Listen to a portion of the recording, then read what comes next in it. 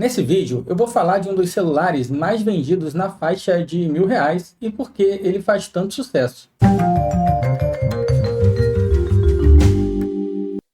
O M34 vale a pena em 2024? É o melhor celular até R$ 1.000? Na virada do ano de 2024, tivemos alguns bons reajustes no mercado de smartphones. E nessa faixa aí de R$ 1.000 passou a ser possível encontrar ótimos aparelhos. Alguns que até pouco tempo atrás era até considerado intermediário e custava ali na faixa de R$ 1.500. Então nesse momento, o aparelho que para mim é o melhor custo-benefício aí na faixa de R$ 1.000 é o Galaxy M34, que é esse telefone aqui. Eu peguei nessa cor azul, é um telefone bem bonito, já com design mais moderno aí da Samsung, que lembra um pouco aí o S23, o S24. E é um aparelho intermediário que passa até um pouco a sensação de ser premium. Aqui atrás ele é todo no plástico, né? Tem as três câmeras, mas quem olha assim de longe parece até um celular mais caro. Eu estou usando esses aqui faz mais ou menos 2 semanas e eu vou passar nesse vídeo a minha impressão até o momento. E eu não estou só testando para fazer esse vídeo, como a maioria dos canais acabam mostrando. Eu estou realmente utilizando ele com todas as aplicações que eu uso no dia a dia e como o meu celular principal. Só contextualizando, fazia uns 2 anos que eu estava utilizando um Galaxy S20 FE, que é um smartphone excelente. Ele tem um processador Snapdragon 865, que ainda é bem mais forte que a grande maioria dos processadores que tem nesses celulares aí na faixa de até R$ 2.000. Ele deu um defeito e está com a Samsung tentando resolver. E em breve eu vou fazer até um vídeo aqui no canal contando essa história, já que o celular estragou porque molhou, mesmo tendo a proteção IP68. É um problema bem comum aí que a gente vê na internet. Mas voltando aqui ao M34, ele vem com processador Exynos 1280 da própria Samsung. E ele alcança até boas notas nos testes de benchmark. No AnTuTu, por exemplo, ele chega bem próximo aos 500 mil pontos, que é uma pontuação bem aceitável. Só para base de comparação, o Snapdragon 865 do meu antigo S20 FE faz na cerca de 780 mil pontos. Então aqui vocês já vão ter uma base do que eu estou achando de usar um celular com processador inferior comparado ao que eu já estava acostumado. E sim, o M34 vai bem nas principais tarefas do dia a dia. Ele tem 6 GB de memória RAM e para mim é mais do que o suficiente. Ele nunca chega a usá-la por completo, na verdade dificilmente ele passa de 4 GB de uso. O armazenamento é de 128 GB, que é excelente para a grande maioria dos usuários. Para mim está mais do que bom, eu não uso nem metade desse armazenamento geralmente. E essa parte de memória, tanto de memória RAM como armazenamento, é igual ao meu antigo S20 FE, ou até mesmo S21 FE da Samsung também. É claro que falando de armazenamento, quanto mais melhor, né? Mais espaço para a gente guardar nossos arquivos, nossas fotos. Então é sempre bem-vindo os celulares já com 256, hoje em dia tem até com 512 GB de armazenamento. Mas a parte da memória RAM, eu acho, sinceramente, 6 GB ainda muito bom. A maioria dos celulares com 8 GB, ele nem chega perto de usar isso, sendo apenas para chamar a atenção ali na hora da compra, a gente olhar um celular com 8 GB e achar que ele é muito rápido. E na verdade, o tipo de memória RAM é bem mais importante do que o tamanho em si. Por exemplo, o meu S20 FE, ele já vinha com memória LPDDR5 de 2750 MHz e a banda de 44 gigabits. Isso é um celular de 3 anos atrás, né? Eu tinha ele há 2 anos, mas ele foi lançado há cerca de 2 anos e meio a 3 anos atrás. E o M34, ele com esse processador Exynos 1280, vem com a memória RAM LPDDR4X, que é uma versão abaixo, né? Ela tem 2133 MHz e a banda é de 17 gigabits. E isso aqui sim faz bastante diferença durante o nosso uso. O M34 já vem com uma tela do tipo Super AMOLED, ela é Full HD e a taxa de atualização é de até 120 Hz. Ele tem uma ótima qualidade de imagem e uma boa taxa de brilho, funcionando bem até mesmo quando a gente está vendo ele contra o sol. Um outro diferencial do M34 é seu conjunto de câmeras. Elas são com uma qualidade bem superior à grande maioria dos concorrentes nessa faixa de preço.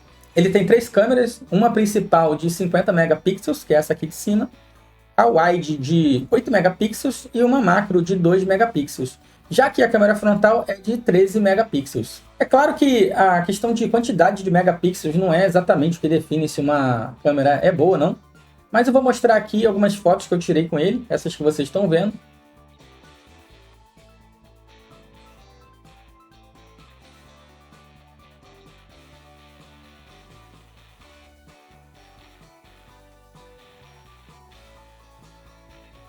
E podemos ver que a qualidade é muito boa. Em locais com boa iluminação, em áreas externas, a qualidade é muito boa. E à noite, as fotos noturnas são apenas razoáveis, mas funciona bem, vai atender perfeitamente. E você pode ficar tranquilo que não vai passar nenhuma vergonha com as fotos desse aparelho, elas são realmente muito boas. Na caixa dele vem apenas o carregador, não vem com fone de ouvido. É um carregador simples, ele é de carga rápida, mas de apenas 15 watts. Ele não vem com aqueles super carregadores que costumam vir em celulares da Xiaomi, por exemplo. E ele é um pouco fraco para carregar a bateria do aparelho. Ele tem 6.000 mAh de bateria. E seria interessante se viesse com um carregador que carregasse ela mais rápido, né? Um carregador de pelo menos uns 25 watts. E se você quiser um carregador desse, vai ter que comprar a parte, não vem na caixa. E com esse carregador que vem com ele, a bateria consegue chegar do 0 até o 100% em mais ou menos 2 horas. Parece ser muito tempo, mas na prática dificilmente você vai usar a bateria completa durante o dia. Então você deixando carregando à noite ali na hora de dormir e ele vai carregar e você nem vai perceber. Mas durante o dia, se você realmente precisar carregar a bateria, ele demora bastante para chegar no 100%. Mas com coisa de 20 minutos, meia hora no máximo, ele já chega ali acima da metade da carga e vai ter bateria suficiente para utilizar aí durante todo o restante do dia, sem problema algum. E a bateria talvez seja até a melhor qualidade desse aparelho, já que, como eu falei, ela aguenta o dia todo tranquilamente. Em dias que eu utilizo pouco, ela chega a durar até 48 horas de uso sem problema. É claro que já chegando ali com 48 horas com a bateria acabando, mas já cheguei a conseguir utilizar dessa forma. Em dias que eu utilizo mais, ela chega ali no final do dia com 30%, 40%, já teve dia que chegou com 20%, mas nunca chegou perto de zerar durante apenas um dia de uso, mesmo com muito tempo de tela, vendo muitos vídeos. Até o momento não foi um problema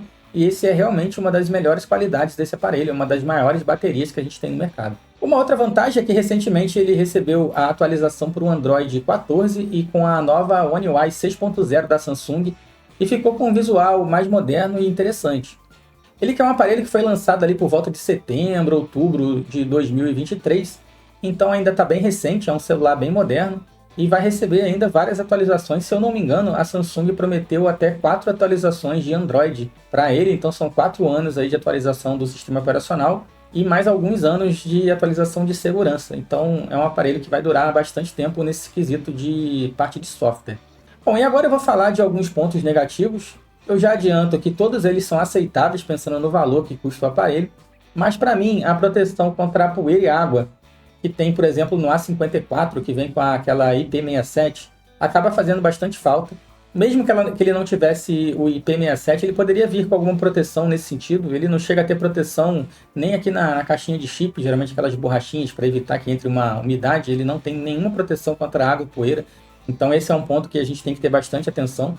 Mas pelo menos ele já vem com a proteção Gorilla Glass 5 na tela, então isso já vai ajudar a proteger contra riscos e, se a gente tiver sorte, até mesmo contra queda. Outro ponto é que ele também poderia ter 2 saídas de áudio, já que o áudio sai apenas aqui embaixo, nessa caixinha de som. Então tem uma caixa de som embaixo e de vez em quando, sem querer, a gente acaba abafando o áudio, né? Às vezes a gente apoia assim em algum local para poder ver um vídeo e se for um local aqui na mesa não vai dar problema. Mas se eu estiver numa cama, num sofá, num local mais macio, ele acaba abafando a saída de áudio. E seria interessante se ele tivesse aquela saída de áudio aqui em cima, né? Alguns aparelhos têm aqui embaixo e aqui na saída onde a gente ouve a ligação também funciona como uma segunda caixa de som, fazendo aquele som ser estéreo e a gente ter essa possibilidade de não perder o som se a gente tampar sem querer. E a posição aqui embaixo, para mim, é uma das piores. Eu acho que se ela fosse, de repente, aqui na lateral, não sei, ou talvez na lateral superior, são locais que a gente dificilmente tampa, né? E nesse caso aqui, ele vem num local que de vez em quando a gente pode acabar encostando e tampando o som e abafa mesmo, né? Só tem a única saída de som, então encostou aqui, o som começa a sair bem abafado e fica bem ruim de ouvir. Um outro ponto é o leitor de digitais que fica aqui na lateral do aparelho. A gente dá uma encostada no dedo aqui no... Então só encostar, ela já abre. E com a mão direita eu configuro o dedo indicador. Então só de pegar o aparelho assim com as 2 mãos, eu vou encostar aqui, pronto, já desbloqueou a tela. É um sensor bem rápido, eu acho que quando tem esse botão físico com leitor de digital, ele é até mais rápido do que quando é na tela. Eu sinto que a grande maioria dos aparelhos, quando o leitor de biometria é na tela, ele é um pouco lento e o botão físico, na prática, eu acho que funciona melhor. E é uma questão de gosto, né? Por ergonomia, eu acho bem prático. Eu já tive outro aparelho que era assim. E a gente pega com a mão esquerda aqui, ó, já o dedo que a gente vai ligar o aparelho, a gente, em vez de apertar o botão, a gente só encosta e ele já vai ligar o aparelho. Com a mão direita, eu configuro aqui uns 2 dedos para ele também qualquer jeito que eu pegar o aparelho eu consegui desbloquear, e funciona bem da mesma forma. Mas para quem está acostumado na tela, é questão de se acostumar no dia a dia, questão de se readaptar para quem já utilizava dessa forma. Eu estava utilizando já há alguns anos o celular com biometria na tela, esse é na lateral. De vez em quando eu me vejo aqui apertando errado, mas é questão de costume. Com o tempo a gente acostuma a apertar aqui no botão do lateral. Apesar de funcionar melhor, acaba sendo um corte de custo, né? Um ponto negativo que as fabricantes, nos celulares mais baratos, eles não botam a biometria na tela, que é uma tecnologia mais cara. Fora isso, eu diria que é um celular bem honesto para o que ele se propõe e quanto ele custa. É claro que não tem assim um desempenho excelente, mas também não é daqueles de passar raiva, de ficar muito lento, travando toda hora. Apesar de eu não usar ele para jogos, o meu uso é bem intenso, eu acesso normalmente 2 telas, eu vejo muitos vídeos, e ele vai bem na maior parte do tempo. Uma vez ou outra ele dá uma engasgada quando eu começo a acessar muita coisa ao mesmo tempo, quando eu começo a trocar de aplicativos, né, e ele acaba dando uma engasgada, que no meu celular anterior não acontecia, mas não é nada demais, é uma coisa que a gente, né, vai se acostumando ali com o tempo que o aparelho demora a abrir uma coisa ou outra. É que realmente eu estava acostumado com um celular com um processador muito forte, ele era muito rápido, o Snapdragon 865, mas aqui não é nada lento, nada que fique atrapalhando, nunca chegou a travar de forma a impossibilitar o uso, de dar aquelas travadas de congelar tudo. É uma engasgadazinha ou outra que, quando realmente abre muita coisa, a gente sente que ele não tem uma velocidade de memória talvez muito rápida para poder lidar com isso, e até mesmo a questão do processador. E como eu falei, eu não uso para jogos, mas para quem quer comprar com esse fim, ele roda bem a grande maioria dos jogos, com gráfico alto ou intermediário, e vai atender bem nesse quesito também. E já caminhando aqui para o final do vídeo, só a critério de comparação, eu vou passar a pontuação de benchmark dos principais concorrentes desse aparelho. De cara já dá para dizer que ele é melhor do que os concorrentes da Samsung de linhas inferiores, né? Por exemplo, ele é melhor do que um A14, do que um A23, e ele tem um processador bem próximo do A34, que custa um pouco mais, né? Já é um celular na faixa de R$ 1.300 nesse momento, e o desempenho é bem semelhante a esse M34 aqui. Mas pelo que eu pesquisei, da Motorola, os principais concorrentes dele seria o G54 e o Moto G73. Os dois vêm com processadores da MediaTek, que é até um bom fabricante de processadores, mas esses modelos eles alcançam na faixa ali de 460 mil pontos no benchmark do AnTuTu. Esse aqui, como eu falei, ele chega perto ali de 500 mil pontos. E muita gente tem dado preferência ao Xiaomi, né? Realmente é um celular com um bom custo-benefício, tem muitos modelos. O problema maior é a questão de garantia, né? Que a grande maioria do Xiaomi que a gente tem no Brasil, eles vêm importado, então acaba não tendo a garantia. Isso é um risco muito grande, né? De comprar um celular sem garantia. E pelo que eu pude pesquisar, por exemplo, modelos como o Realme C55, o Poco C65, o Redmi 13C, são celulares nessa faixa de preço. Todos eles têm pontuação bem abaixo, mas bem abaixo mesmo no AnTuTu. E o Redmi Note 12, que é um queridinho aí, né, do momento, muita gente dando preferência para ele não chega a 400 mil pontos, ele chega bem perto disso. Então fica ali quase 100 mil pontos abaixo do processador que vem aqui no M34. Outro ponto é que normalmente os Xiaomi nessa faixa de preço aí de R$ 1.000 não tem suporte ao 5G. Esse aqui, ele já dá o suporte ao 5G. Para muita gente ainda não é importante, mas é bom ter, né? Mesmo que na sua cidade não tenha a internet 5G, vai chegar a qualquer momento e você já vai ter um celular que tem esse suporte. Então, resumindo, o desempenho do M34 ele é bem superior aos modelos concorrentes dele, principalmente nessa faixa aí de R$ 1.000, R$ 1.100, que é mais ou menos quanto ele está custando nesse momento. Provavelmente porque há bem pouco tempo atrás, coisa de 2, 3 meses atrás, ele era um intermediário de R$ 1.500, né? Eu cheguei até a fazer um vídeo aqui no canal recomendando ele até R$ 1.500, e o preço caiu bastante, né? Caiu absurdamente e ele ficou praticamente imbatível nessa faixa de preço. Então eu recomendo muito esse aparelho da Samsung. Não só recomendo porque as especificações são boas, mas porque eu estou usando e realmente estou achando ele bem acima do que eu imaginava de desempenho. Ele tem uma boa velocidade, tira boas fotos e vai bem assim na maioria das situações do dia a dia, da grande maioria das pessoas.